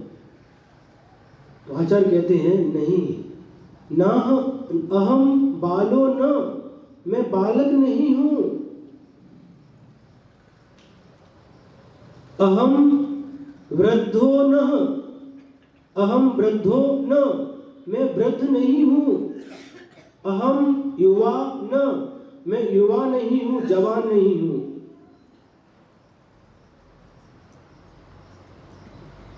बहिरात्मा अपने आप को बालक के रूप में, युवा के रूप में और वृद्ध के रूप में स्वीकार करता है, लेकिन अंतरात्मा समझता है बाल्यावस्था को देख करके बालक नहीं हूँ, युवावस्था को देख करके युवा नहीं हूँ, और वृद्धावस्था को देख करके मैं वृद्ध नहीं हूँ। एतानि पुद्गले, ये सारी की सारी अवस्थाएं तो पुद्गल में घटित हो रही है, मैं पुद्गल नहीं हूँ। शरीर पुद्गल में है, ऐसे पुद्गल में शरीर के अंदर रह रहा हूँ, लेकिन मैं पुद्गल में नहीं हूँ। मैं ज्ञान दर्शन स्वाभाविक एक चैतन्य मात्र आत्मा हूँ। इस शरीर पुद्गल में है, इसी पुद्गल की ये पर्याय है। एक पर्याय उत्पन्न होती है, विनाश को प्राप्त होती है, पुनः दूसरी पर्याय उत्पन्न होती है, विनाश को प्राप्त होती है, तीसरी पर्याय उत्पन्न होती है और वह भी विनाश को प्राप्त हो जाती है। ज्ञानी अंतरात्मा हमेशा इन सब को देखते हुए भी, इस परिवर्तन को देखते हुए भी उसका जो श्रद्धान रहता है बहुत दृढ़ रहता है, आत्मविश्वास दृढ़ रहता है। ये जो कुछ हो रहा है ये सभी पुद्गल की पर्याय हैं, इनके साथ मेरा कोई भी संबंध नहीं है।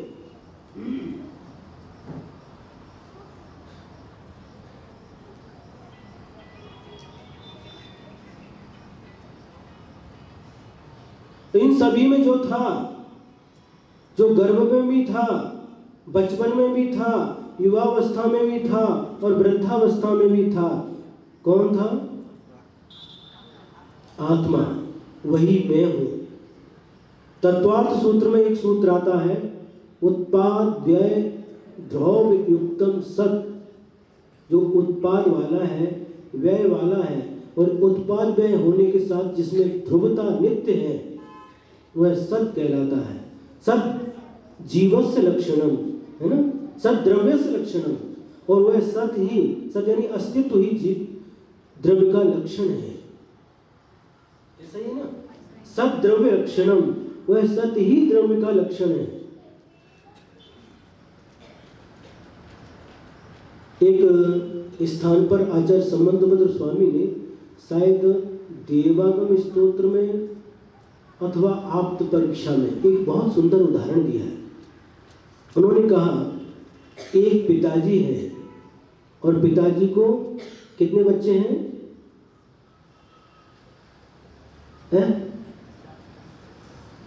एक लड़का है और एक लड़की है, दो बच्चे हैं। और लड़की ने कहा पिताजी से, पिताजी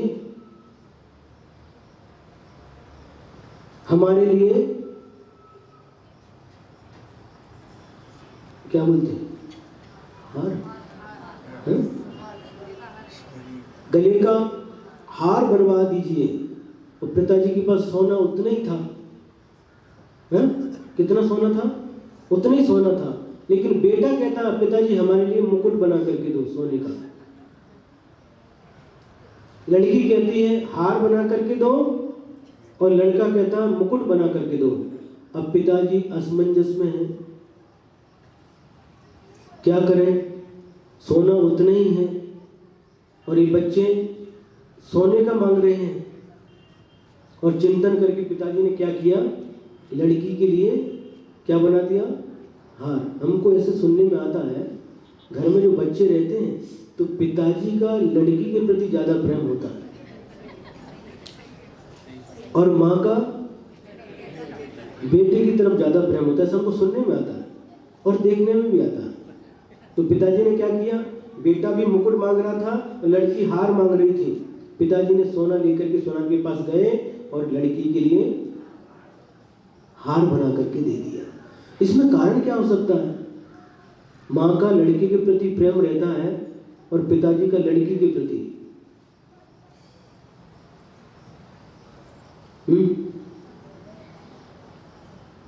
शायद वो सोचते होंगे ये तो हमेशा रहने वाली नहीं है, बाद में जाने वाली है दूसरे घर में, एक कारण हो सकता है। और पिताजी ने हार बना करके उसको दे दिया और जो कन्या थी बहुत खुश हो गई, लेकिन बेटा क्या हो गया, नाराज हो गया। कई बार हमको ऐसे सुनने में पट्टन पड़ोनी में कोई बताया था, वो पिताजी वो बोलती हैं तुरंत करके देती हैं, और मैं कितने साल से बोलूं हमारी सुनते नहीं।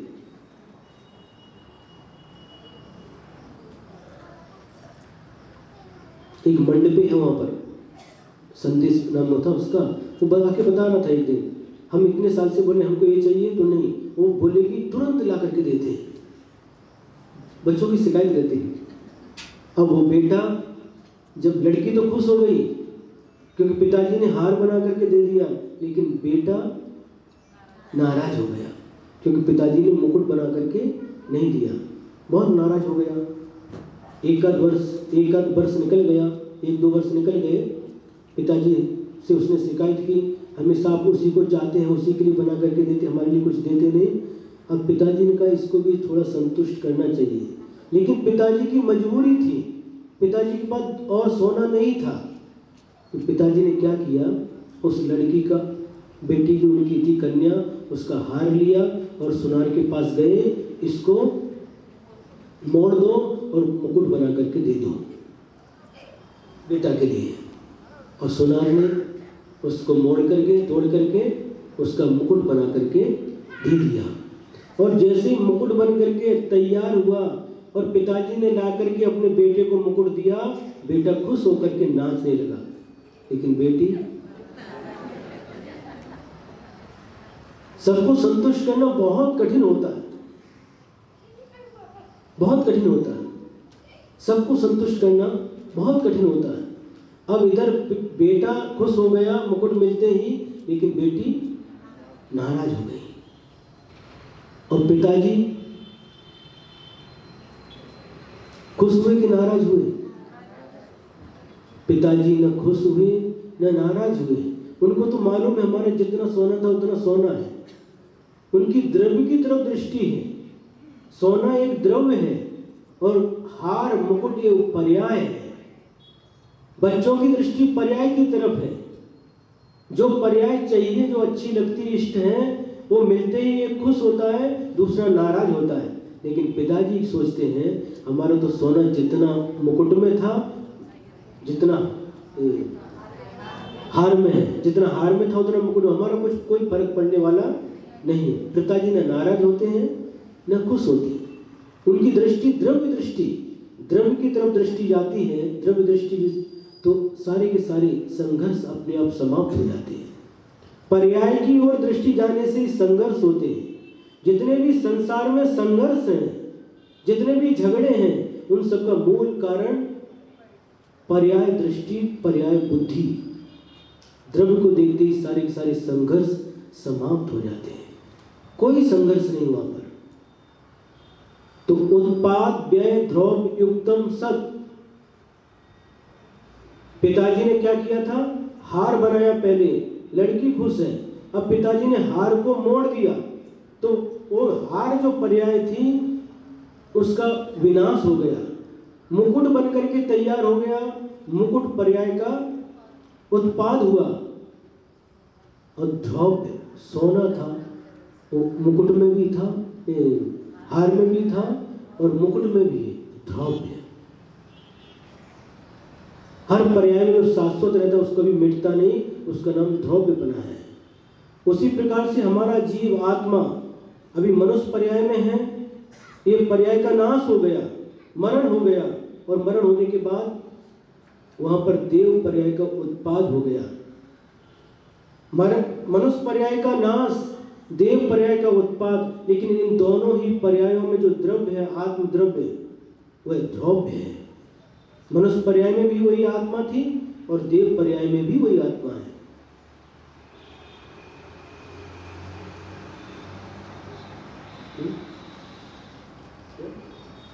समय हो गया, गली कितनी जल्दी भागती है, इसको समझा के रखा करो। सेकंड के कांटे को समझाओ तो मिनट के समान चलो। हमको ऐसा लगता है मिनट का कांटा भी सेकंड के समान भाग रहा है। बहुत आनंद आता है।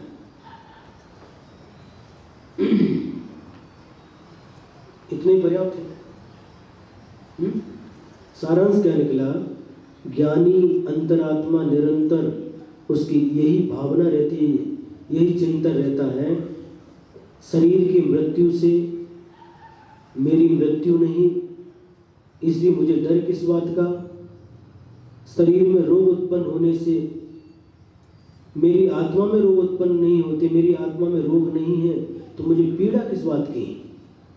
मैं बालक नहीं हूँ, मैं युवक नहीं हूँ, मैं वृद्ध नहीं हूँ, ये सारी की सारी पर्याय है, ये पुद्गल में घटित होती है। मैं पुरुष नहीं हूँ, मैं स्त्री नहीं हूँ, मैं नपुंसक नहीं हूँ, ये भी पुद्गल की पर्याय है।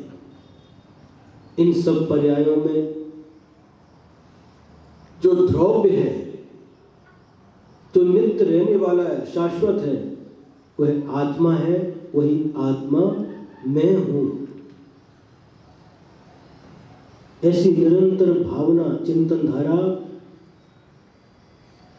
चलती रहती है और इसी के बल से शरीर में होने वाली व्याधियां, मन में होने वाली आधियां, इन सब से परे अपने आप को महसूस करता है। आत्मानुशासन में आचार्य गुणभद्र स्वामी ने एक उदाहरण दिया है इसी बात को लेकर के। शरीर में रोग उत्पन्न हुआ है, उस समय मुनिराज चिंतन करते हैं, नदी में पानी है और पानी में नाव है और नाव में कोई व्यक्ति बैठा हुआ है। नदी में पानी है, नाव में पानी नहीं है। नदी में नाव जरूर है, लेकिन नदी के अंदर पानी नहीं है। उसी प्रकार से इस शरीर में रोग जरूर हो रहे हैं, लेकिन मेरी आत्मा में, शरीर में रोग होने से मेरी आत्मा में कोई रोग नहीं है। और जब मेरा रोग नहीं है तो मैं किसी प्रकार की मेरी पीड़ा नहीं है। आत्मा अनंत शक्ति संपन्न, सुख संपन्न है। ऐसा चिंतन वह मुनि महाराज निरंतर करते रहते हैं। बोलते जाएं तो बढ़ता जाएगा, इसलिए यहीं पर विराम देते हैं। बोलो महावीर भगवान की, आचार्य गुरुवर श्री विद्या सागर जी महाराज महाराज की जय हो।